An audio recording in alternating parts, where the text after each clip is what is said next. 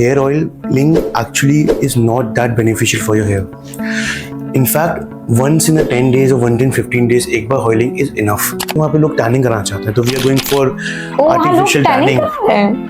वो लोग गोरे लोग टैनिंग करा रहे हैं right? Because उनको लग रहा है कि तो फेयर कॉम्प्लेक्शन उसमें वहाँ पे जो नहीं है वो बनना चाहता है. At the same time she stopped going out for work. College से उसने ड्रॉप आउट कर लिया.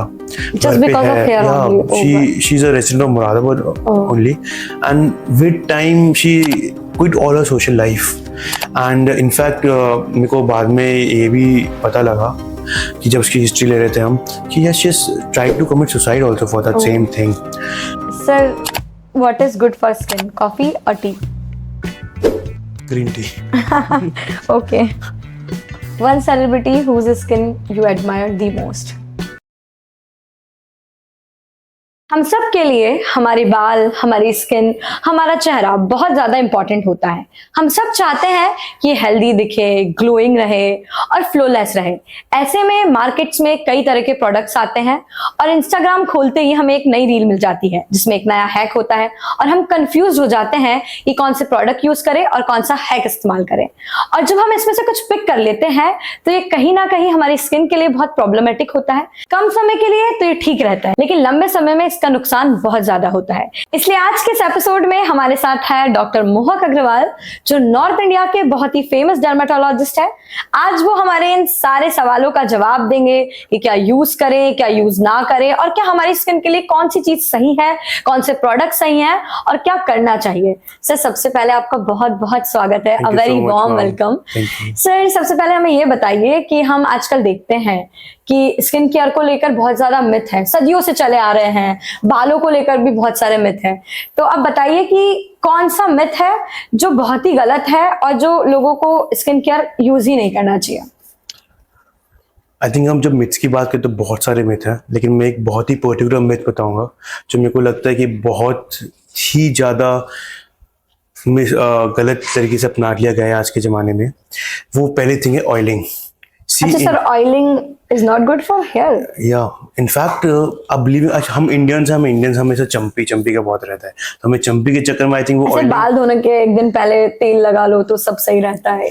वो तो सही मैम, पर एट द सेम टाइम जो माँ के हाथों की चंपी है, जो मसाज मिलती है, आई थिंक उस चक्कर में जो ऑयल है वो हमने लाइफस्टाइल में बहुत ज्यादा डाल दिया है. सो हेयर ऑयल की बात करें so hair oiling actually is not that beneficial for your hair. In fact once in a 10 days or once in 15 days एक बार ऑयलिंग इज इनफ. ऑयलिंग सिर्फ आपकी हेयर की ड्राइनेस को कम कर रही है but at the same time oiling से fungal infection, जो आपके डैंड्रफ स्कैल्प की प्रॉब्लम होती है. डैंड्रफ एंड ड्राइनेस बहुत डिफरेंट चीज है. सो ड्राइनेस के लिए oiling is very good right but वो once in a 10 days enough होता है. But when we talk about dandruff it's a fungal infection. उस फंगल इन्फेक्शन में आप ऊपर से ऑयल डालते हो, आप एक तरीके से इस फंगस को फीड कर रहे हो एंड जब आप फंगस को फीड करो तो वो डैंड्रफ विद टाइम बढ़ेगा ही बढ़ेगा. अच्छा सर, ऑयलिंग करने से डैंड्रफ बढ़ता है? डेफिनेटली बढ़ता है मैम. इनफैक्ट डेली ऑयलिंग करने से तो बहुत ही ज्यादा बढ़ता है. सो आई वुड रियली एडवाइस, और ये मिथ भी है कि भाई डेली ऑयलिंग करा जाए. मैं कहूँगा once in 10 days और once in 15 days बहुत होता है. तो हम लोगों को ध्यान रखना है कि जो ऑयलिंग है उसे अवॉइड करें और कम से कम करें. अवॉइड इज अ बैड कहना गलत हो गया, मतलब कम से कम करें. अच्छा सर, कभी कभी क्या होता है ना कि सेंसिटिव स्किन को लेकर बहुत ज्यादा मिथ है. लोग कहते हैं कि सेंसिटिव स्किन का कोई इलाज ही नहीं है और मतलब कभी कभी क्या होता है कि इसका ट्रीटमेंट ही लोग नहीं कराते. तो क्या सच है कि जो सेंसिटिव स्किन है उसका कोई ट्रीटमेंट नहीं है? हम स्किन टाइप्स हम सबके बहुत डिफरेंट होते हैं, सबके स्किन एक जैसी नहीं होती. एंड जब हम सेंसिटिव स्किन की बात करते हैं तो इट इज लाइक एटोपिक. एक चीज होती है, इसको कहते हैं एटोपिक डर्मेटाइटिस. एटोपिक मतलब अंदर की सेंसिटिविटी या किसी चीज से, एंड डर्मेटाइटिस इन आम भाषा में eczema. So when we have a sensitive skin, इसका मतलब ये नहीं कि हम उस पर कुछ चीजें सही नहीं कर सकते या फिर नहीं. हमें स्किन की टॉलरेंस बनानी है. हमें वो प्रोडक्ट यूज करने हैं जिसमें आर्टिफिशियल इंग्रेडिएंट्स कम हो या फिर जो हमारी स्किन को सूदिंग इफेक्ट दे या फिर हमारी स्किन को अडेप्ट कर पाए. अच्छा, अलग अलग सेंसिटिव स्किन के लिए अलग अलग ट्रीटमेंट है. एग्जैक्टली. आपको जानना इंपॉर्टेंट है कि आपको स्किन किस चीज के लिए सेंसिटिव है, किस चीज के लिए नहीं है. फॉर एग्जाम्पल अगर सेंसिटिव स्किन है तो आई वुड रिकमेंड कि आप ग्लाइकोलिक एसिड जैसी चीजें जो हम पिगमेंटेशन यूज करते हैं वो यूज ना करें. उससे भी थोड़ी लाइटर वर्जन आते हैं जैसे मैंडेलिक एसिड. वो ग्लाइकोलिक के ही उसमें सब फिक्स हैं, which also use for pigmentation. But वो आपको अगर सेंसिटिव स्किन हो ज़्यादा आप अडेप्ट कर पाएंगे। सेंसिटिव स्किन जैसे आपने बोला तो एक जिस बहुत कॉमन साइंटिफिक टर्म है उसको बोलते हैं टैकिफाइलैक्सिस। सही है, क्या होता है? सो टैकिफाइलैक्सिस बेसिकली एक हमारी बॉडी की प्रॉपर्टी है या फिर हमारी प्रॉपर्टी की आज आप 5 बार कोई चीज़ कर रहे हो तो कल आपकी स्किन उसके लिए टॉलरेंस हो जाती है, तो आप वो 6 बार करोगे तब उतना इफेक्ट आएगा, right. It's like same thing कि इंसान रोज के 2 पैग मार रहा है, ठीक है। अब कुछ महीने बाद उसके 2 पैग से उसके इतना नशे नहीं होता, उसे 4 मारने पड़ते हैं। ज्यादा एग्जैक्टली। सो इसी चीज को हमें सेंसिटिव स्किन पे लेके चलना चाहिए कि हम मिनिमम से स्टार्ट करें, जब आपकी स्किन उसको अडेप्ट कर जाए तब उसकी कंसंट्रेशन बढ़ाएं या फिर और ज्यादा प्रोडक्ट्स उसमें डाले जाएं। एक बार में आप बहुत चीज करोगे सेंसिटिव स्किन पर डेफिनेटली आपको अफेक्ट करेगी। सेंसिटिव स्किन इनडायरेक्टली क्या है? सेंसिटिव स्किन बेसिकली आपकी स्किन रेड हो जाती है, एरिथमा आ जाता है, ड्राइनेस हो जाती है या फिर इचिंग हो रही है। वो किसी प्रोडक्ट से हो सकती है, किसी पॉल्यूटेंट से हो सकती है, कोई एलर्जन से हो सकती है। अलग-अलग लोगों का अलग। एक रेगुलर रूटीन को लेके जानना, एक मिनिमम चीजों से लेवल पे स्टार्ट करना, एक मिनिमम कंसंट्रेशन के साथ स्टार्ट करना, फिर उसको टाइम टू टाइम बढ़ाना। आई थिंक सेंसिटिव स्किन को हम इसी तरह एक अडेप्टिव स्किन में बना सकते हैं। बिल्कुल। सर, जब मैं स्कूल में थी तो मुझे नहीं पता था बेसिकली कि सनस्क्रीन क्या होता है, लेकिन मेरा भाई अभी 7th क्लास में है। मम्मी उसे कहती है कि बेटा स्कूल जा रहे हो सनस्क्रीन लगा के जाओ। तो ये जो सडनली सनस्क्रीन का ट्रेंड आया है, ये क्यों आया है और मतलब क्या सनस्क्रीन इफेक्टिव होता है? आई थिंक सनस्क्रीन के मामले में ये कहूंगा कि इंस्टाग्राम और बाकी सोशल मीडिया ने बहुत हेल्प भी की है। अच्छा, सर ये इम्पोर्टेंट है? नो डाउट सनस्क्रीन बहुत इंपॉर्टेंट लगाना। एंड इंस्टाग्राम में जो भी कंपनीज अपना प्रोडक्ट सेल कर रहे हैं वो अपने एक मार्केटिंग के वे में करना चाहेगी, बट इनडायरेक्टली उससे लोगों को पता लगा कि हाँ सनस्क्रीन इंपॉर्टेंट है।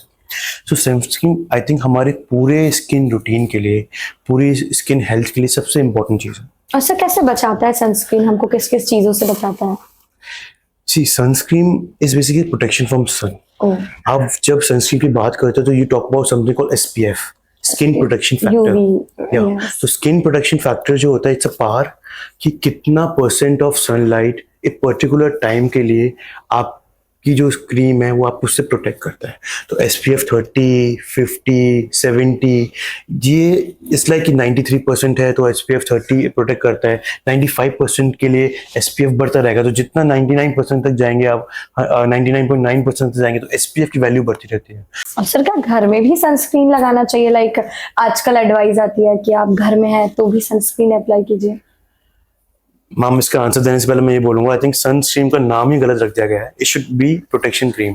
बिकॉज सन में जो आपकी लाइट निकल रही है और जो हमारे नॉर्मली ट्यूब लाइट और हमारे घर के बल्बों से निकल रही है, हर लाइट इनफैक्ट आप घर के चूल्हे पे काम कर रहे हो, आप कुकिंग कर रहे हो, उसकी हीट, उन सबसे प्रोटेक्शन के लिए हमें कोई चीज चाहिए होती है। And Indian skin tone, skin tone और बहुत सारी स्किन टोन्स होती है। अगर skin tones in scientific dermatology की भाषा में बोले तो we have skin tone starting from skin tone type 1, इसको फिटपैट्रिक्स टाइप बोलते हैं, 1 2 3 4 5 6, this is how it goes. और हमारा जो इंडियंस की स्किन टाइप इट्स बेसिकली इन 4 5 6, तो डार्कर कॉम्प्लेक्शन की साइड हम आते हैं। सो हमारे केस में इतना सन बर्न नहीं होता जितना टैनिंग होती है। इनफैक्ट तो सिर्फ ना ही टैनिंग से बचाने के लिए, eight the same time with time ageing ना हो, बिकॉज एजिंग के लिए बहुत फैक्टर्स होते हैं, उसमें से one of the biggest and the maximum factor जो इफेक्ट करता है वो है सन एक्सपोजर।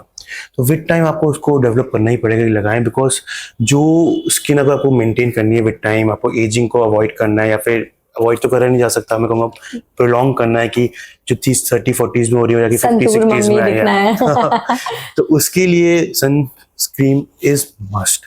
चाहे क्रीम लगाओ ना लगाओ, फेस वॉश कोई सा भी यूज करो ना करो, आप ये ग्लूटाथायोन ले रहे हो नहीं ले रहे हो, ग्लाइकोलिक एसिड ले रहे हो नहीं ले रहे हो, कुछ भी क्रीम मैटर करता, सनस्क्रीन एक अपने आप में रामबाण है। अच्छा, it is more like moisturiser, मतलब मॉइस्चराइजर भी अप्लाई करना ही होता है तो सनस्क्रीन भी अप्लाई करो ही करो। इनफैक्ट मैम मॉइस्चराइजर से ज्यादा इंपॉर्टेंट सनस्क्रीन है, तो सनस्क्रीन में आजकल मॉइस्चराइजर भी मिक्स आ रहे हैं। अच्छा, मॉइस्चराइजर में सनस्क्रीन आ रहे हैं। अच्छा, बेसिकली आजकल मॉइस्चराइजर ही सनस्क्रीन वाला। पहले ट्रेंड आया था कि पहले लगाया जाए फेस वॉश, फिर लगाया जाए serum, then comes cream, then comes sunscreen. अब इतना लंबा नहीं कर सकते, गर्ल्स कर लेंगे, आप कर लोगे, मैं खुद नहीं करता। सो इसमें मेरी एक 2-3 पार्ट्स को एक में डिवाइड करा जाए तो वो सनस्क्रीन इज अल्टीमेट। सर आपने बात करी कि हम इंडियंस जो है उनकी जो स्किन है वो टैन होती है, बर्न नहीं होती, तो इसका क्या रीजन है? मैम जितना हम ट्रॉपिक्स सब ट्रॉपिक्स अर्थ जितना हम पोल्स की तरफ जाएंगे तो हमारा एक्सपोजर ऑफ सन जो है डायरेक्ट वेव्स नहीं आ रही है वहाँ पे, वो स्लैंट हो जाती हैं। जितना हम इक्वेटर की साइड आते हैं उतना सन की डायरेक्ट सनलाइट अर्थ तक पहुँचती है, राइट। इसी बेसिस पे with time down the line हमारा जो एवोल्यूशन हुआ है, हमारी स्किन टाइप बना है वो वैसे ही बना है, राइट। सो अब Indians we come in tropic areas, तो सन एक्सपोजर ज़्यादा है, तो विद टाइम हमारा स्किन कलर डार्कर होता गया। नॉट बिकॉज हम लोग को सन एक्सपोजर ज़्यादा है इसलिए, बिकॉज हमें सन से प्रोटेक्ट करने के लिए हमें हमारी बॉडी ने पिगमेंट्स बनाए जिसको मेलानोसाइट्स बोलते हैं। तो हमारे में मेलानोसाइट्स जो सेल्स होते हैं जो कलर देते हैं, उनकी कंसंट्रेशन ज़्यादा होती है, राइट। जिससे ना ही हमें सिर्फ सन से प्रोटेक्शन मिलती है, एक वे ऑफ लाइफ भी मिलता है।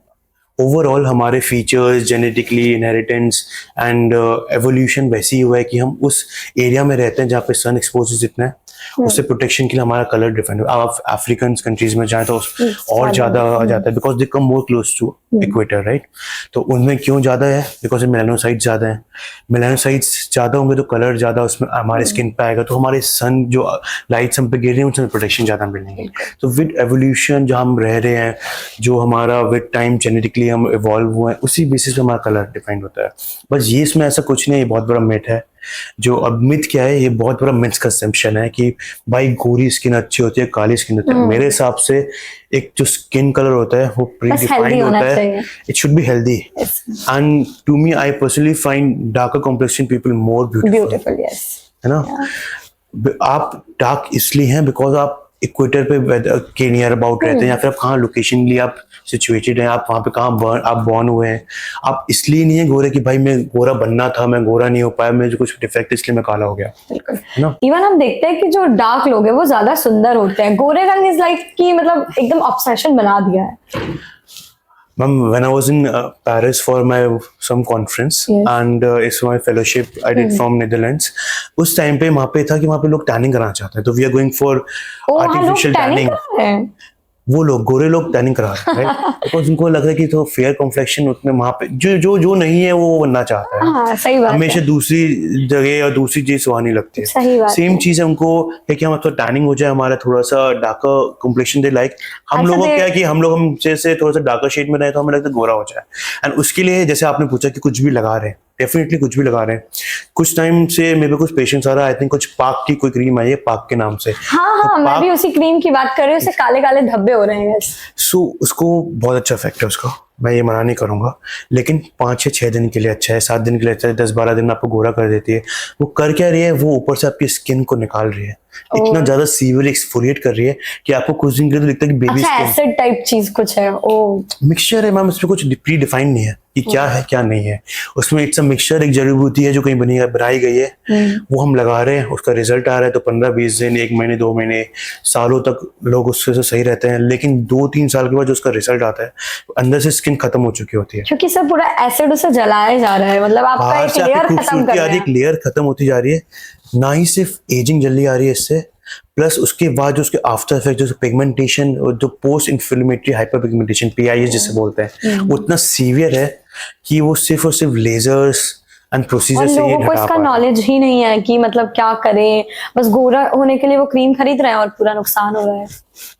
और सर मतलब ये लॉन्ग टर्म में बहुत ज्यादा बड़ी बड़ी बीमारियों का कारण भी बन रही है, like skin cancer. Definitely, because उसमें जो कार्सिनोजेंस हैं या फिर जो उसमें कंसंट्रेशन ऑफ एसिड्स है या जो सब्सटेंसेस हैं वो कार्सिनोजेनिक है। सो विद टाइम वो आपकी बॉडी में ऑक्सीडेशन करा रहे हैं, आप विद टाइम चेंजेस वो ये लेके आ रहे हैं कि डेफिनेटली आपका कार्सिनिक इफेक्ट उसका इतना ज़्यादा है कि कुछ केसेस अब आने लगे हैं विद टाइम जिनको स्किन कैंसर्स हो रहे हैं। सर जब हम हेल्दी स्किन की बात करते हैं तो क्या वाटर इम्पोर्टेंट है हेल्दी स्किन के लिए? क्योंकि ऐसा बताया जाता है कि पिंपल्स हो रहे हैं पानी पी लो, या कुछ भी प्रॉब्लम हो रही है, तो क्या पानी इम्पोर्टेंट है हेल्दी स्किन के लिए?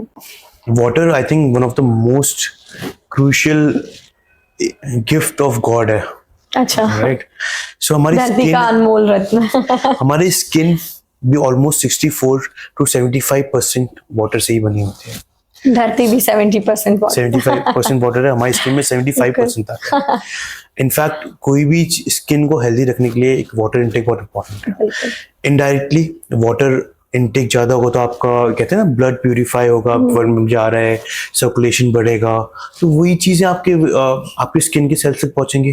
तो जितना वाटर इनटेक आप बढ़ाएंगे उतना हाइड्रेटेड रहेगी स्किन हाइड्रेटेड रहेगी तो स्किन बैरियर मेंटेन रहेगा, तो डेफिनेटली ग्लो, एक अंदर से आने वाला ग्लो सही मान के चलिए। सर जब हम देखते हैं कि लोगों की स्किन और हेयर प्रॉब्लम्स आ रही है तो कहीं ना कहीं उनके जो दिमाग पे बहुत ज्यादा असर होता है, मेंटल हेल्थ में भी प्रॉब्लम आती है, तो इन सारे कारणों के कारण मेंटल हेल्थ पर कितना असर पड़ता है? आई थिंक मैम हम पॉडकास्ट करने से पहले जब साथ बैठे थे तो यही था कि हम लोग अपने बाल सही कर रहे थे, सब कर रहे थे। हाँ, एक विजिबिलिटी और जो दिखता है वही बिकता है वाला सीन है। सही बात। स्किन हमारा सबसे बाहर expose area, right? First impression जो आपको देता है आपके स्किन, हेयर, आपके वे ऑफ लाइफस्टाइल, सब कुछ स्किन ही जताती है, राइट? तो आई थिंक मेंटली जब इंसान के जब समय से बाल गिरने लगते हैं, उसको बाल पैचेस आने लगते हैं, तो कॉन्फिडेंस में प्रॉब्लम आती है, तो कॉन्फिडेंस इंसान का कम होता है, राइट?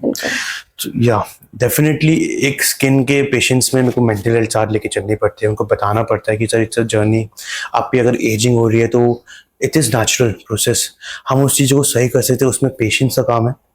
आप उसको ये लेके नहीं चल सकते कि ये अब बाल वापस नहीं आएंगे तो मेरे को क्या होगा। अच्छा, लोग घबरा जाते हैं कि बाल नहीं आएंगे, क्योंकि बाल तो एकदम मेन वो हो जाता है, बिल्कुल एकदम मेन है कि अब बाल गए तो फिर क्या, बाल गए तो लोग कॉन्फिडेंस चला गया सही बात है, एक वे ऑफ प्रेजेंटेशन चला गया, कोई भी कपड़े पहनो, कुछ भी करो, आपको स्किन सबसे पहले आप लास्ट में फेस ही देख के जाते हो ना। सही बात है। सो वही मेंटल हेल्थ में अब किसी कहने से तो नहीं होगा, आप उसको बस ये है कि मेंटेन करना पड़ेगा। अगर आपको इतना इंपॉर्टेंट है कि मेंटल हेल्थ, डेफिनेटली स्किन्स में आज के जमाने में इतनी टेक्नोलॉजी आ गई, इतने सारे प्रोडक्ट्स आ गए, इतने सारे एडवांसमेंट हो गया है कि चीजें करी जा सकती है। सो उसको दिल पे लेके दिमाग में उसको स्ट्रेस ना बनाया जाए, उसके लिए वर्क करा जाए, और जितनी वो चीजें रियलिस्टिक है, रियलिस्टिक गोल्स जो होता है ना, एक रियलिस्टिक एक्सपेक्टेशन, जब मेरे पे कोई पेशेंट आता है सबसे मैं बोलता हूँ उसको यही जानने की कोशिश करता हूँ कि भाई वो चाहता क्या। अगर वो मेरे से आज बोले सर मेरे को कोरियन स्किन दे दो, मैं उसको नियर बाय डिमांड्स आती है कि मुझे कोरियन स्किन चाहिए इंसान को, इंडियन होने के बाद भी कोरियन स्किन चाहिए। कोरियन स्किन क्या है? पोलर स्किन है, आपको वहां तक पहुंचाया जा सकता है, आपको कोरियन नहीं बनाया जा सकता। सही बात है। तो मेंटल हेल्थ और ये अनरियलिस्टिक एक्सपेक्टेशंस, इन दोनों को ना साइड में कोरिलेट करके इंसान को चलना चाहिए। स्कार्स, एक्ने स्कार्स भी होंगे ना, तो एक बेस्टेस्ट रिजल्ट जो कहा जाता है ना वो 80-85% तक ही कहा जाता है। अच्छा। 100% चीजें नहीं हो सकती, और उसको लेके ऐसे मामलों में तो नहीं हो सकती कि स्किन का मामला है, बाल का मामला है, तो उसमें 100% लाना तो मुश्किल ही होता है, इम्पॉसिबल है। बट एक्सेप्टेंस बहुत इंपॉर्टेंट है, और वही एक्सेप्टेंस का खेल है ना। सर कोई केस आया होगा आपके पास जो आप हमारे साथ शेयर करेंगे किसी पेशेंट की मेंटल हेल्थ के बारे में? मतलब वो इतना ज्यादा परेशान हो चुका है, क्योंकि मैं देखती हूँ लोगों को, क्योंकि मैटर करता है आफ्टर ऑल, जहां आज हम इतनी चमक दमक की दुनिया में रह रहे हैं वहां तो बहुत मैटर करता है। तो कोई केस जो आप हमारे साथ शेयर करेंगे? मैम केसेस बहुत रहते हैं ऐसे, लेकिन मैं एक पर्टिकुलर जो आई थिंक मेरे दिमाग में इस समय चल रहा है, बिकॉज वो रिसेंटली आया था एंड मेरे को बहुत ही थोड़ा टच हो गया आई थिंक उससे। और मेरे को ये भी लगा कि आई थिंक थोड़ा गलत काउंसिल भी किया गया, फैमिली वालों ने भी इतना से सपोर्ट नहीं किया। So there was a girl, काफी लंबे बाल थे उसके, with time she was known for her long hair in her society. 19-20-21 age तक काफी अच्छा रहा। आई थिंक उसके बाद थोड़ा सा उसको डिजीजेस हो गए, तो टीलोजन एफ्लूवियम जो डिजीज का हेयर फॉल होता है वो काफी एग्रीग्रेट हो गया। तो विद टाइम वो लेंथ नहीं रही, एंड कंसंट्रेशन और डेंसिटी ऑफ हेयर्स भी काफ़ी कम हो गया। सो उसने बहुत ट्राई की चीज़ें, बहुत सारी ट्रीटमेंट्स भी लिए। ट्रीटमेंट से एक नॉर्मल जो ग्रोथ हो सकती थी वो हुई, एक नॉर्मल जो मतलब जितना आप वेरी गुड, मतलब विच वाज गुड, मतलब मे बी वो उस लेवल की नहीं थी जिस लेवल उसके बाल थे, it was very good, but उसने दिमाग में उसको इस वे ऑफ लाइफ बना लिया कि उसका कॉन्फिडेंस वो zero. Eight the same time she stopped going out for work, college से उसने ड्रॉप आउट कर लिया। Just because of hair only. She's a resident of Moradabad only, and with time she quit all her social life. And in fact मेरे को बाद में ये भी पता लगा कि जब उसकी हिस्ट्री ले रहे थे हम कि yes she has tried to commit suicide also for that same thing. So in that case मतलब इतना ज्यादा दिमाग पे असर हो रहा है कि लोग सुसाइड तक करने का सोच रहे हो। Ma'am Unbelievable. सोसाइटी आपको आपकी बाहर की खूबसूरती से देखती है ना, मतलब बहुत ज्यादा बना दिया ना बना दायरा दिया गया है इस कि चीज को। खूबसूरत दिखना है, खूबसूरत दिखना है। मतलब इनफैक्ट एज अ डर्मेटोलॉजिस्ट मेरा एक काम है कि मैं आपको चीजें हेल्दी करूं, आपकी स्किन को सही बात हेल्दी है। और आपके हेयर को हेल्दी रखूं ना, आपको सुपर नेचुरल नहीं रख एथिकली जो सकता। आप कर सकते हैं, बिल्कुल एथिकली जो कर सकते हैं वो कराते हैं, सही। एंड वही करा जा सकता है। जब मेरे पे कोई पेशेंट आता है, मैं I am try to give the best possible in the world, और उसी मोटिव से मैंने I started working in my hometown. But एक सुपर नेचुरल और एक अनरियलिस्टिक गोल्स और एक्सपेक्टेशन को मैं लेके नहीं चल सकता। तो मेरे लिए जितना उसको पेशेंट्स को ट्रीटमेंट समझाना होता है, तो समझाना ये भी होता है कि उसकी मेंटल हेल्थ भी सही रहे। और सर ये तो मतलब पूरा मेंटल हेल्थ का ही काम हो गया ना कि लोग ट्रीटमेंट इसीलिए करा रहे हैं क्योंकि उन्हें सही नहीं लग रहा है। एग्जैक्टली। सर आपने हेयर लाइन की बात करी, तो जब मैं अपने पुराने फोटोज देखती हूँ, खैर अभी तो मैंने हेयर कट करवा रखा है, तो जो मेरे बाल थे, जो 2 चोटी मैं स्कूल में बना के जाती थी, उसकी अब मेरी 1 चोटी भी नहीं बनती। मतलब इतना ज्यादा डिफरेंस आ चुका है। और हर किसी का हेयर फॉल होता है, मतलब बहुत ज्यादा हेयर फॉल होता है। तो क्या रीजन है आजकल हेयर फॉल होने का? कुछ समय तक जो हेयर फॉल का मीन एवरेज एज था, इट वाज ऑलवेज अराउंड 26, 27, 28। अगर आपको मेल पैटर्न हेयर लॉस, जो एंड्रोजेनिक हेयर लॉस जो विद टाइम होता है ना, कि बाल गिर रहे हैं समय के बुढ़ापे साथ था। समय के साथ हाँ। वाली, वो चीज अब मीन एज जो नई स्टडीज है, that is come down to 21, which is severe. 21 साल में तो आपने कॉलेज लाइफ स्टार्ट करते हो। कॉलेज सही लाइफ बात में है, लोग कॉलेज लाइफ में तो मतलब बिल्कुल कॉलेज लाइफ में आपको लगता है आज दिखना बाल ही कैसे है। बना के देखो, यहाँ पे सोच रहा कि बाल बचाऊंगा कैसे, क्योंकि पहले वो 27-28 साल में बचाने की कोशिश करता था। सो उसी चीज का एक रीजन, सबसे biggest reason is nutrition. Oh, nutrition में हम कीटो डाइट ले रहे हैं आजकल, कुछ भी कर रहे हैं। प्रोटीन है तो फिर प्रोटीन ले रहे हैं मसल बिल्डिंग के अच्छा, लिए। कुछ भी बैलेंस नहीं कर रहे। बैलेंस है ही नहीं, हम कुछ है ही नहीं बैलेंस। है बैलेंस तो इतना सीवियरली बैलेंस्ड है कि उसमें बाकी की चीजें जो आपको लगता है कि यूजफुल है ही नहीं, वो आपने हटा दिया, वो इनफैक्ट है। सो एक लाइफस्टाइल, जंक फूड, कुछ भी खाना, कुछ भी लगाना, इन सब चीजों का जो नया ट्रेंड स्टार्ट हुआ है ना, उससे ये बहुत ज्यादा नुकसान बहुत ज्यादा नुकसान हो रहा है, इनफैक्ट हुआ है। अब मेरे बाल हेयर फॉल हो रहे हैं, राइट, मैं उसके लिए मेंटेन कर रहा हूँ चीजें, अपनी दवाई भी लगा रहा हूँ। I know I have a family history. तो अब हेयर फॉल की बात करते हो, सिर्फ न्यूट्रिशन, Genetics आ आपके गया। जेनेटिक्स आ जाता है, जितने जितने जेनेटिक्स में पॉली फैक्टर्स होते हैं, एक फैक्टर नहीं होता, ठीक है। हाँ, multiple. Eight the same time आपका मम्मी लाइफस्टाइल पापा सबका मिल रहा है। हाँ, सबका होता है। अब ये भी नहीं है उसमें कि आपके पापा के हैं मेरे तो मेरे नहीं है, आपको पूरा एक पेडिग्री देखना पड़ता है। अच्छा। तो वो इट्स लॉन्ग प्रोसेस। तो सब फैक्टर्स के लिए हेयर फॉल होता है, लेकिन उसमें सबसे कॉमनली जो बचाया जा सकता है, जो आपके हाथ में, वो न्यूट्रिशन ही है। न्यूट्रिशन पे काम करना बहुत इंपॉर्टेंट है, और मेनली 19, 20, 21 ईयर्स के लोगों के लिए। अच्छा, बिकॉज सबको न्यूट्रिशन लेना है और मतलब हेल्दी बैलेंस डाइट रहेगी तो फिर भी कम रहेगा। बहुत कम रहेगा। आप विद टाइम टू टाइम अपने ब्लड टेस्ट कराओ, आप vitamin D, B12, ferritin, iron level, और इन सब चीज़ों पे ध्यान दीजिए, उसको मेंटेन रखिए। तो डेफिनेटली अगर आज 100 बाल गिरने थे तो उसके खुद ही 50 या 40 हो जाएंगे। बिल्कुल। सर अभी आपने मतलब बात करी कि पहले 28 साल था, अभी 21 साल हो गया।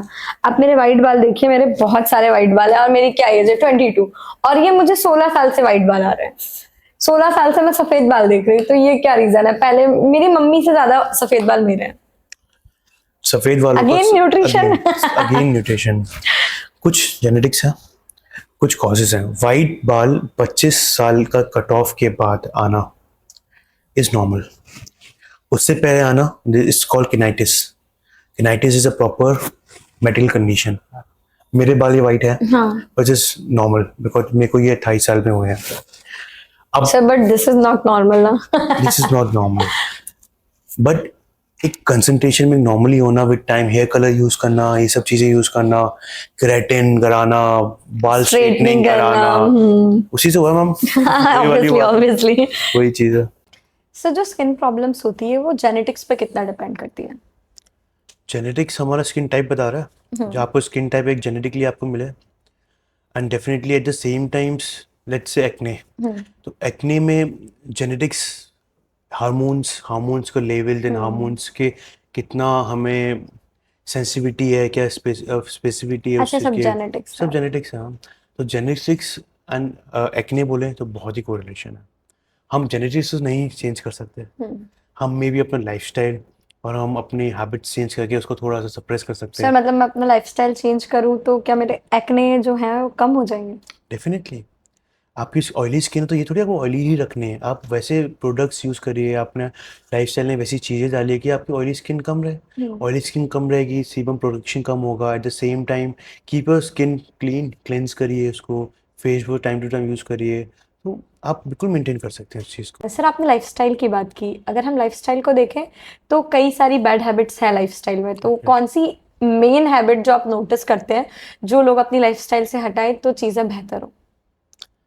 हम रिसेंटली मैं आई थिंक पतला होने के लिए मैंने जिम जाना स्टार्ट अच्छा। किया। सो मैं देखता हूँ जिमिंग लोग कर रहे हैं, जिमिंग के बाद पूरी बॉडी स्वेट हो रखी है, फेस पे स्वेट है। जिम आपने सर किया, जिमिंग तो good is good for definitely ना। डेफिनेटली गुड है, लेकिन एक वे भी होता है करने का ना। अच्छा। जिमिंग करते हुए आप मेकअप थोपे हुए हैं, बिल्कुल आप सज धज के आ रहे हैं, फिर जिमिंग कर रहे हैं, अच्छा, रील राइट। बनाने के लिए जिम आ रहे हैं। अंदर से जिमिंग तो आपकी बहुत परफेक्ट होगी, आपने बिल्कुल। स्वेट भी बहुत अच्छा कर दिया, बट आपने ऊपर जो अपना मेकअप लगा रखा था, सब कुछ लगा था सर बिना आपको। मेकअप के जिमिंग करना चाहिए। एग्जैक्टली। सो आपने जो मेकअप लगा रखा था, जो चीज़ें लगा रखी थी, आपको ऑक्सीजन आपकी स्किन को मिली ही नहीं। जो आपको ओह। स्वेट बाहर निकलना था, जो सिक्रीशन होना था उस चीज़ का, वो कंप्लीटली हो नहीं पाया। तो विद टाइम वो अंदर क्लॉग हो गया, आपके कोमेडोम्स बने, ब्लैक एंड वाइट हेड्स बने, विद टाइम एक्ने आ गए। सो ये एक बहुत बड़ी चीज़ मैं देखता हूँ आज के ज़माने में, कि आप जिमिंग करते हुए आपको रील्स बनानी है, आपको सब कुछ करना है, तो आप ये लुकिंग योर बेस्ट, बट आप स्किन को न्यूड नहीं कर रहे हो। आप अपने कपड़े तो आपने ढीले पहन लिए कि हाँ मैं बॉडी बना सकूँ, आप पे वेट उठा जिम सकूँ, लेकिन क्लॉक, आपने हाँ। अपने स्किन को बिल्कुल टाइट रख रखा है अपने मेकअप करके, तो वो चीज़ें बहुत गलत लगती है। एट द सेम टाइम एक चीज़ और होती है, आपने जिमिंग करा, सब कुछ सही है, आप उसके बाद चल दिया, आप 2-2 घंटे बाहर बैठे हुए हैं, लेकिन आपने अच्छा, स्वेटिंग के साथ। स्वेटिंग के साथ बैठे हुए हैं, लेकिन आपने ये नहीं था कि आप अपने फेस को एक बार क्लींज ही करके चले आते, या फिर स्वेट को आपको टाल से ही साफ कर लेते, या फिर एक फेस वॉश ही कर लेते, या फेस पे पानी ही डाल लेते, तो वो चीज़ रह जाती है। 1.5-2 घंटे बाद आप घर जाओ तो then you take a shower और एवरीथिंग, उस तक बहुत देर हो चुकी होती है। जब तक के लिए आपकी स्किन के चेंजेस, आपकी स्किन में पोर्स क्लॉग हो चुके होते हैं, है ना, आपको फिर एक्ने आते हैं। तो ये लाइफस्टाइल का ही तो सीन हुआ, उस सबको मतलब, मेंटेन करके चलेंगे तो आई थिंक डेफिनेटली आप कम कर सकते हैं चीज़ों को।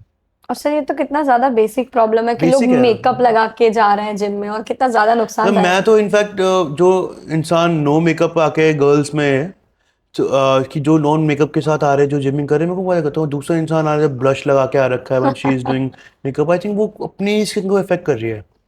ऑब्वियसली, क्योंकि मेकअप पूरा खराब कर रहा है। सर अभी आप ईएडीवी कॉन्फ्रेंस से लौटे हैं पेरिस से, तो सर आप सबसे पहले तो ये बताइए कि ये जो कॉन्फ्रेंस था ये किस चीज़ पर था? I think this was my third visit to ADV. Oh हर वाओ। साल एक बार होता है, and it's European Association of Dermatology का one of the biggest conference होता है। More than 3000 dermats participated in that. अच्छा, from so world it's a wide. Platform जहाँ पे ना नई चीज़ें जो वर्ल्ड में हो रही हैं वो पता लगती है। I am very very lucky to actually go there. So it was not because कि आपने नई चीज़ें, नई टेक्नोलॉजी वहाँ पे सिर्फ मिलती हैं, आपको नए नए प्रोसीजर्स भी पता लगता है, आपको पता लगता है कि आप जो चीज़ें अपने पेशेंट्स में दे रहे हैं, क्या वो अप टू द मार्क हैं, या फिर नई चीज़ें जो डाउन द लाइन जर्मनी में क्या चल रहा है, तो आप चीज़ें वो आप अपनी कंट्री में आके अपनी सिटी में कर। सर कौन सी टेक्निक्स आपने वहाँ देखी जो इंडिया में जिसका ट्रेंड नहीं है लेकिन वो बहुत ज़्यादा इम्पोर्टेंट है हमारी स्किन के लिए? टेक्निक्स में आई वुड से कि advancement in terms of machinery जो है वो बहुत ही ज़्यादा हो रहा है। डाउन द लाइन फ्रॉम 2023 से 2025 तक बहुत ट्रांसफॉर्मेशन हुआ है, एआई टेक्नोलॉजी जब से आई है। सो डर्मा फर्म में भी एआई टेक्निक्स आ रही है अभी? हर आई थिंक एआई तो हर जगह है। मतलब नॉट इन अब इंडिया राइट द नाउ, वे मतलब। ऑफ डायग्नोसिस बहुत चेंज हो गया है, जो मशीन्स हैं। आप इनफैक्ट पहले एक स्किन की बायोप्सी, टुकड़े की जांच करनी पड़ती थी, आज वही चीज़ें कंप्यूटर बेस्ड कैमरास के थ्रू हो जाती हैं। सो वो सब चीज़ें डिफरेंटली आई। इनफैक्ट वहाँ से मैं एक मशीन भी I was very curious about, machines. तो मैं उस पर हैंड्स ऑन किया, तो मैं and definitely down the line in a अच्छा। मंथ और सो वो मेरे सेंटर पे आपको मिलेगी। Oh wow. सो वो भी मैं लेके आया। It's a new way of under eye bags and all के लिए वर्क करती है, and it's a new way to go forward. It's called a plasma laser. तो जैसे डिफरेंट लेजर्स होती हैं, वैसे एक प्लाज्मा लेज़र होती है। अच्छा। तो वो तकनीक को मैं अपनाने की कोशिश कर रहा हूँ, and I think that's a future way to go. Sir आपने वहाँ कोई ऐसी चीज़ देखी जो आप चाहते हैं कि वो इंडिया में आए और अभी आप बस लेके ही आ जाएंगे उसे, कोई ऐसी टेक्निक? मैम डेफिनेटली एक चीज़ देखिए, and I think with time ही मैं उसको कहूँगा कि आपको भी बताना चाहूँगा, बिकॉज बिल्कुल I sir. Have to do a lot of research on that, and at the same time it has to be exclusive. Oh. तो मैं नहीं अच्छा, अभी बोलूँगा। आप नहीं बताएंगे और जल्द ही मतलब उसे लॉन्च करेंगे। ओह, Definitely. That's nice. सर, मैं जब डर्मा विथ मी में घूम रही थी तो मुझे कई सारी एडवांस टेक्निक्स देखने को मिली, तो हम उन्हीं कुछ एडवांस टेक्निक के बारे में आपसे सवाल पूछे। सर, आपके रूम में मैंने MNRF देखी, तो सर उसके बारे में कुछ बताइए, उससे कौन सा इलाज होता है, क्या चीज़ बेहतर होती है? हम MNRF एक टेक्नोलॉजी है, called micro needling radio frequency. So with the help of very very minute needles we are trying to infuse serum into your skin. At the same time एक frequency radio waves, heat based waves हम आपको inject करते हैं ताकि अंदर से collagen बने. सो ये ना ही सिर्फ एंटी एजिंग में काम आती है, it's also use for scars. Oh, so it's a cocktail method. So different different चीज़ें इससे करी जा सकते हैं. I personally in my centre use MNRF mostly for acne scars. Oh. So मैं सर, कितने आपने इससे ट्रीटमेंट किए हैं अभी तक? मैम ट्रीटमेंट तो बहुत किए हैं, लेकिन आई थिंक मेरे सेंटर पे I have just crossed right now 50 treatments in span of 1 month. Oh, मतलब लोग ये खुश हैं उस ट्रीटमेंट से? डेफिनेटली मैम, उसके रिजल्ट्स हैं. ना ही ओह, वाह। सिर्फ MNRF तो टेक्नोलॉजी का नाम है, अब डिफरेंट डिफरेंट कंपनीज की मशीन्स आती हैं. तो क्या मशीन का लेवल है, क्या टेक्नोलॉजी है, वो मैटर करते हैं. सो व्हेन पेशेंट्स स्कार्स के आते हैं, एक्चुअली पेशेंट्स जब आते हैं स्कार्स के, तो मैं ये बोलूँगा कि वो ये नहीं आते, वो पहले से पूछ के आते हैं, सर मेरे को तो CO2 कराने हैं स्कार के लिए, फिर मैं MNRF कराने हैं. मेरा पॉइंट ये रहता है कि आप कैसे बता सकते हो आपको CO2 कराने हैं, आपने कहीं देखा होगा तभी तो बोला होगा. स्कार्स बहुत डिफरेंट तरीके के होते हैं, हर एक का डिफरेंट ट्रीटमेंट होता है. बिल्कुल। ऐसा नहीं हो सकता कि आपको स्कार MNRF से ट्रीट करें तो इसके CO2 से ट्रीट करें. डिफरेंट स्कार डिफरेंट होते हैं, और एक कॉकटेल मेथड होता है, कितना डेप्थ है क्या है उसकी बेसिस पे करे जाते हैं. तो MNRF को लॉन्ग टर्म 4 to 5 सिटिंग्स लेके चले जाता है. एट द सेम टाइम उसके साथ बहुत डिफरेंट टेक्नोलॉजी भी यूज़ करी जाती हैं, जब जाके एक स्कार्स को ट्रीट करा जाता है. तो ये पहला आपने जिस बात करी तो मैंने आपको इसे बताया. सो ये मिसकंसेप्शन है कि सर मेरे को उससे करना है, या फिर मैं इसको एंटरटेन ही नहीं करना चाहता इन क्वेश्चंस को. मैं डायरेक्टली से भी बोलता हूँ, yes sir, we have technology, we have the one of the best machines और इन द स्कार्स? वर्ल्ड. मैं आपको गारंटी से बोल सकता हूँ मेरे पास top 10 machines in the world में ही से ही होंगी. बिकॉज ओह, यहाँ पे बात क्वालिटी की है, क्वांटिटी की नहीं है. और स्टार्टिंग से आप एक चीज़ जो मेंटेन करके चलते हैं वही मेंटेन करके चलें, तो फिर आई थिंक उसी में रिजल्ट्स हैं, एंड उसी में एक सेटिस्फैक्शन है. सर, ऑक्सीजन थेरेपी क्या है? मैम ऑक्सीजन जैसे एक ऑक्सीजनेशन ऑफ स्किन हम्म, की थेरेपी है. विद टाइम आप जैसे एंटीऑक्सीडेंट्स खाते हैं, ग्लूटाथियोन लेते हैं, तो आपकी स्किन ऑक्सीडाइज होती है, राइट. हम्म। तो हम ऑक्सीजन इन्फ्यूजन करते हैं स्किन में with the help of a machine. ठीक है। सो उससे with time glow and at the same time anti ageing में बहुत अच्छा इफेक्ट आता है. डर्मा विथ मी के लेजर ट्रीटमेंट में बाकी लेजर ट्रीटमेंट से क्या अलग है? हम क्वालिटी जो हम प्रोवाइड कर रहे हैं, जो हम प्रोवाइड करने की कोशिश कर रहे हैं, उसमें ना ही कोई लूप होल है, ना ही एक नो पिद्दी सा भी कोई डाउट है. सो बिकॉज एक मेरा भी कॉन्फिडेंस जब भी बढ़ेगा. एक डॉक्टर एक बेस्ट टेक्नोलॉजी में काम कर सकते हैं, प्रोसेस में काम कर सकता है, उसको काम करना आता है, लेकिन आधी चीज़ें तो एक मशीन पे भी बेस्ड होती है ना. अच्छा। इट्स ऑलवेज 60-40 है. 40% तो मशीन, 60% इज माई स्किल्स. तो अगर मैं मशीन्स बेस्ट रखूँ, बाकी स्किल्स पे मेरे को कॉन्फिडेंस तभी आ पाएगा. तो आई अच्छा। थिंक यही डिफरेंस है बाकी सब चीज़ों में, अच्छा और जो मैं सर, प्रोवाइड करने की इट्स ऑल कोशिश कर अबाउट रहा योर हूँ. स्किल्स। ओह, नाइस। सर, विटिलिगो जो होता है, सफेद दाग, उसका मैंने देखा कि लोग ट्रीटमेंट नहीं कराते, दे थॉट कि कोई जेनेटिक है, ये सही नहीं हुआ। लेकिन जब मैं आपके यहाँ घूम रही थी तो मैंने देखा कि विटिलिगो के लिए भी मशीन है, तो सर इसका ट्रीटमेंट भी होता है यहाँ पे? मैम विटिलिगो एक ऑटोइम्यून डिजीज़ है. ऑटोइम्यून डिजीज़ एक जेनेटिक भी हो सकती है, विद टाइम आप डेवलप भी करते हो. सो इसकी ट्रीटमेंट्स डेफिनेटली हैं. I can say it's 100% treatable, but not may be curable, right. जो आपके सफ़ेद दाग आ चुके हैं उससे और ज़्यादा ना आए, और जो आ गए हैं उसमें कलर कैसे आए, इन सब के ट्रीटमेंट्स आते हैं. ना ही सर, सिर्फ क्योंकि लोगों को पता ही नहीं है कि विटिलिगो का भी इलाज है, लोगों को लगता है कि बस ये कोई ऐसे वरदान श्राप टाइप का है और ये चल रहा है। मैम वो मिथ्स हैं, लोगों की कहावतें हैं कि सर, हम भाई बट ये यहाँ आता है से ट्रीटमेंट विटिलिगो. आपने एक तो किया? विटिलिगो कभी भी कम्युनिकेबल नहीं होता, एक दूसरे को नहीं फैलता है, ठीक अच्छा, है. It is not and communicable. Down the line genetically भी इसके ट्रांसफर होने के चांसेस हार्डली 0.2 या 0.3% होते हैं. उससे ज़्यादा डायबिटीज़ के होते हैं, और अच्छा। डायबिटीज़ ज़्यादा खतरनाक है विटिलिगो से, हाँ। राइट. सो हम विटिलिगो में मैं चाहता हूँ कि विद टाइम मैं एक्सेल कर पाऊँ, उसके लिए मैं चीज़ें मैंने स्टार्टिंग से ही स्टार्ट किया है. So not starting from the all medications up to phototherapy chambers, in fact example laser, cell cultures, सभी चीज़ें मैं करने की कोशिश करता हूँ. एंड यस, रिजल्ट्स हैं, अच्छे रिजल्ट्स हैं. एंड इनफैक्ट कुछ पेशेंट्स में तो 100% तक ट्रीटेबल, उनके स्कार्स और उनके ये वाइट पैचेस हटा चुका हूँ। वैसे डर्मा विथ मी में मेडिफेशियल्स भी होता है और मैंने देखा थोड़ा कॉस्टली है। जब मैं बाहर कभी फेशियल के प्राइसेस देखे तो 2000 में आपको ब्राइडल किट मिल रहा है, ब्राइडल फेशियल पैक मिल रहा है, और जो मेडिफेशियल्स है उसमें क्या डिफरेंस है और वो इतना कॉस्टली क्यों है? मैम आई थिंक सब बात क्वालिटी की है, ठीक है। गाड़ी तो मारुति भी है, मारुति की ऑडी भी है, एवरेज दोनों का डिफरेंस होता है। सो वही है, लेकिन जो क्वालिटी और एक सेंस ऑफ सेटिस्फैक्शन हम मेडिफेशियल्स में प्रोवाइड करने की कोशिश करते हैं, डेफिनेटली वो कॉस्टली पड़ते हैं बिकॉज उसमें उस लेवल की मशीनें यूज़ करी जा रही है। बट एक सैलून फेशियल और एक हमारे फेशियल में बहुत डिफरेंस है। सैलून के फेशियल्स में जो इंग्रेडिएंट्स यूज़ हो रहे हैं they are not FD approved, या फिर वो मेडिकली अप्रूव्ड नहीं है। At the same time salons के फेशियल बाहर से अंदर काम करते हैं, आपकी स्किन को बाहर से ग्लो ला रहे हैं। एक मेडिफेशियल्स अच्छा, अगेन और वही बाहर से जो सही हो रहा है। हाँ। आपकी मेडिफेशियल्स में हम we are trying to cure your skin from within. Hmm. एक जो नेचुरल लुक होता है, नो मेकअप लुक होता है ना, हाँ। वो आई थिंक वो मेडिफेशियल से ही आता है। सर यहाँ पे मैंने एक और चीज देखी, मेडिफेशियल्स। सर मेडिफेशियल क्या होता है? और मैंने देखा कि इसके प्राइसेस भी बहुत ज्यादा है। जो मैं पार्लर से कराती हूँ तो 2000 में मेरा डिटेन और पता नहीं क्या क्या कर दे रहा है, 3-4 लेयर का काम, और यहाँ देख रही हूँ बहुत हाई कॉस्ट है मेडिफेशियल का। क्या डिफरेंस है दोनों में, पार्लर फेशियल और मेडिफेशियल में? हम सैलून के फेशियल्स और एक डर्मा ओरिएंटेड फेशियल्स जो डॉक्टर्स करते हैं, इसमें ज़मीन आसमान का डिफरेंस।